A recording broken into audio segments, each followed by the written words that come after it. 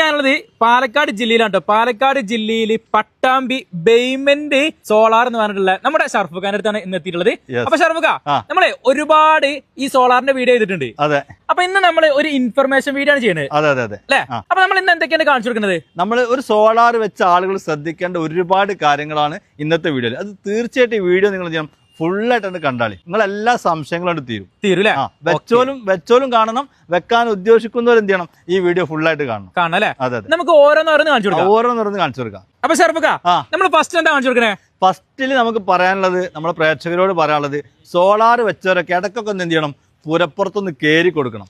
നമ്മൾ വെക്കുന്നിടത്തൊക്കെ നമ്മൾ എന്തെങ്കിലും കയറാനുള്ള നല്ല കോണി, നടപ്പാത ഒക്കെ നല്ല സുരക്ഷിതമായിട്ട്, കാരണം കയറുന്ന ആളുകളുടെ സുരക്ഷിതത്വം കൂടി നോക്കിയിട്ട് നല്ല രീതിയിലാണ് നമ്മൾ അങ്ങനത്തെ നടപ്പാതകളൊക്കെ ഉണ്ടാക്കല്. അതൊക്കെ കയറി നോക്കി സോളാറിന്റെ പാനലിന്റെ പുറത്ത് പൊടിയുണ്ടോ, ചളിയുണ്ടോ, പക്ഷിക്കാഷ്ടങ്ങൾ ഉണ്ടോ എന്നൊക്കെ നോക്കണം. ഉണ്ടെങ്കിൽ നമ്മൾ എന്ത് ചെയ്യണം, ക്ലീൻ ചെയ്ത് നിർബന്ധമാണ്. അപ്പൊ ആദ്യം നമ്മൾ കാണിച്ചത് ക്ലീനിങ് ആണ്. എങ്ങനെയാണ് സോളാർ പാനൽ ക്ലീൻ ചെയ്യേണ്ടത് എന്നുള്ളതാണ് ഇത് നമ്മൾ ആദ്യം കാണിച്ചു കൊടുക്കുന്നത്. അതെ. അപ്പൊ നമ്മൾ എന്താണ് ഫസ്റ്റ് ശ്രദ്ധിക്കേണ്ടത്? നമ്മുടെ സൈറ്റ് എഞ്ചിനീയർ ലിബിൻ പറഞ്ഞുതരും. നമുക്ക് ആദ്യമായിട്ട് ഇതിന്റെ അകത്ത് വേണ്ടത് ഒരു ബക്കറ്റ് വെള്ളം വേണം, മോപ്പും വേണം. ഒരു ബക്കറ്റ് വെള്ളം ചിലപ്പോൾ തികയില്ല. അപ്പോൾ വെള്ളത്തിനുള്ള സോഴ്സ് നമ്മൾ കാണണം. അപ്പോൾ അതിന് നല്ലൊരു മോപ്പ്, സ്പഞ്ചി ആയിട്ടുള്ള മോപ്പ് എടുക്കണം. അതായത് ഹാർഡായിട്ടുള്ള ബ്രഷോ അങ്ങനത്തെ ഒന്നും ഉപയോഗിക്കരുത്. ഇത് ഉപയോഗിക്കാം, ഈ ടൈപ്പ് മോപ്പ് ഉപയോഗിക്കാം, അല്ലെങ്കിൽ തുണി മോപ്പ് ഉപയോഗിക്കാം. പിന്നെ നമുക്ക് കാർ ഷാമ്പു അല്ലെങ്കിൽ നമ്മളെ സോപ്പ് ഉപയോഗിക്കരുത്. ഒന്നെങ്കിൽ നമ്മളെ തല കഴുകുന്ന ഷാമ്പു ഉപയോഗിക്കാം, അല്ലെങ്കിൽ നമ്മൾ ഇതിനായിട്ട് തന്നെ ഒരു സൊല്യൂഷൻ വരുന്നുണ്ട്, കാർ വാഷ് ഉപയോഗിക്കാം. സോപ്പ് പൊടി ഉപയോഗിക്കുക ചെയ്യരുത്, പറ്റൂല. ഇല്ല. അതിന് ഇതിന്റെ മുകളിൽ ഒരു കോട്ടിംഗ് ഉണ്ട്. ആ കോട്ടിംഗ് ഓട്ടോമാറ്റിക് ആയിട്ട് പിന്നെ ഒരു സോപ്പ് പൊടി ഉപയോഗിക്കുമ്പോൾ ഇതിന്റെ മുകളിൽ ഒരു പാട് വരും. അതൊക്കെ ചിലപ്പോൾ എഫക്ട് ചെയ്യാം. ഉപയോഗിക്കാതിരിക്കുന്നതാണ് നല്ലത്. പ്രത്യേകം ശ്രദ്ധിക്കേണ്ടത്, ഒന്നെങ്കിൽ രാവിലെ 7 മണിക്ക് മുമ്പ്, അല്ലെങ്കിൽ ഇപ്പൊ നമ്മൾ 5:30 മണിക്കാണ്. ഇതുപോലെ 5:30 സമയത്തൊക്കെ കഴുകുക. ഒരിക്കലും 7 മണിക്ക് ശേഷോ 5 മണിക്ക് മുമ്പോ എന്ത് ചെയ്യരുത്, പാനൽ ഒരിക്കലും കഴുകരുത്. പ്രത്യേകം നിങ്ങൾ ശ്രദ്ധിക്കണം. എന്താ കാരണം എന്ന് വെച്ചാല് ചിന്തിക്കുന്നുണ്ടാവാം, അതായത് നല്ല ചൂടാവുന്ന ഒരു മെറ്റീരിയലാണ്, പിന്നെ ഗ്ലാസ് ആണത്. അപ്പൊ നമ്മൾ വെള്ളം ഒഴിച്ചു കഴിയുമ്പോൾ ചിലപ്പോൾ അത് നമ്മളെ മോപ്പൊക്കെ അതിന്റെ മുകളിൽ വെക്കണ സമയത്ത് ചിലപ്പോൾ അത് ക്രാക്കുകൾ വരാം. പിന്നെ വല്ലാണ്ട് ഭാവിയിൽ വല്ലാണ്ട് ബുദ്ധിമുട്ടിലേക്ക് വരാനുള്ള ചാൻസ് ഉണ്ട്.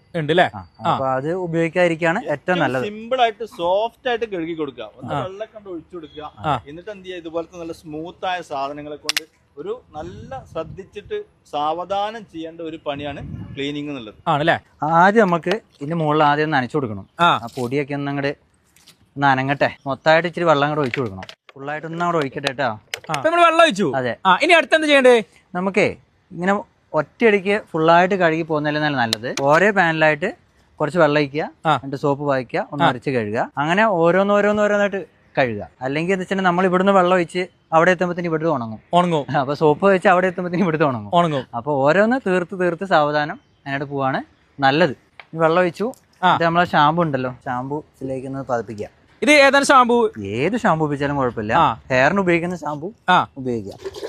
ഇത് വെള്ളത്തിൽ ഇങ്ങനെ കലക്കല്ലേ? നല്ലോണം കലക്കാം. നല്ല പതച്ചോട്ടെ.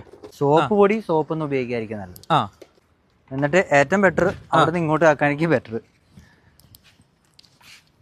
ഇതാ വളരെ സോഫ്റ്റ് ആയിട്ട് വളരെ സമാധാനത്തോടു കൂടി ക്ഷമയോട് കൂടിയിട്ട് ചെയ്യാം.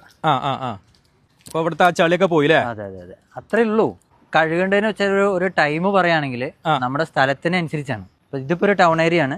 ഇപ്പൊ റോഡ് പണി കാര്യങ്ങളൊക്കെ നടക്കുന്നുണ്ട്. നല്ല പൊടിയുണ്ട്. ആണ് ഈ പൊടി വരാനുള്ള ഒരു കാരണം അതാണ്. ഇപ്പൊ ഇവിടെയൊക്കെ എന്ന് പറയുമ്പോൾ ചിലപ്പോൾ റോഡ് പണി കഴിയുന്നത് വരെയെങ്കിലും മാസത്തിലെങ്കിലും ഇവിടെ നിന്ന് ക്ലീൻ ചെയ്ത് കൊടുക്കേണ്ടി വരും. അതല്ല ഇപ്പൊ ഇച്ചിരി ഉള്ളിലേക്കുള്ള വീടൊക്കെ ഉള്ള ഏരിയ ആണെങ്കിൽ 2 മാസം അല്ലെങ്കിൽ ഒരു 3 മാസം, മിനിമം 3 മാസത്തിലെങ്കിലും ഇതുപോലെ തന്നെ ക്ലീൻ ചെയ്തിരിക്കണം. അല്ലെങ്കിൽ അതിന്റെ മുകളിൽ ഒരു പായൽ പിടിക്കും, ഈ പൊടി പായലാവും, അങ്ങനെ ബുദ്ധിമുട്ട് വരും. പിന്നെ വാസിയെ, ഒരുപാട് കാലം ഈ പാനല് പൊടിപടലങ്ങൾ പിടിച്ചിട്ടും പക്ഷിക്കാഷ്ടങ്ങൾ പിടിച്ചിട്ടും കിടന്നു കഴിഞ്ഞാൽ പിന്നീട് നേരാക്കാൻ നല്ല പണിയാണ്. അപ്പൊ നമ്മൾ എന്ത് ചെയ്യണം, ഇടയ്ക്കൊക്കെ ഒന്ന് പുറപ്പുറത്ത് കയറി നോക്കുക, പാനലിന്റെ അവസ്ഥ എന്താണെന്ന് കയറി നോക്കുക.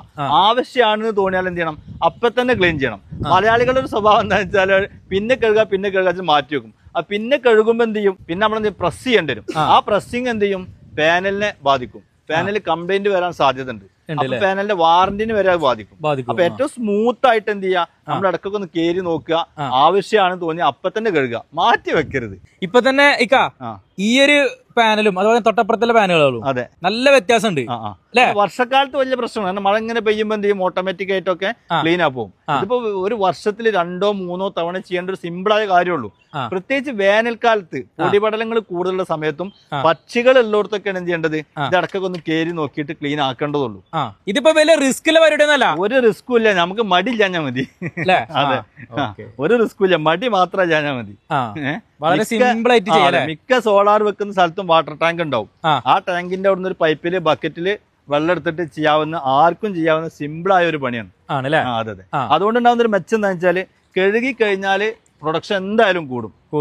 പൊടിപടലങ്ങൾ മാറിക്കഴിഞ്ഞാൽ നല്ല പ്രൊഡക്ഷൻ കിട്ടും. അപ്പോൾ കൂടുതൽ യൂണിറ്റ് നമുക്ക് കിട്ടും, അത് നമുക്ക് ഉപയോഗിക്കാം. ഇപ്പൊ നമ്മൾ 700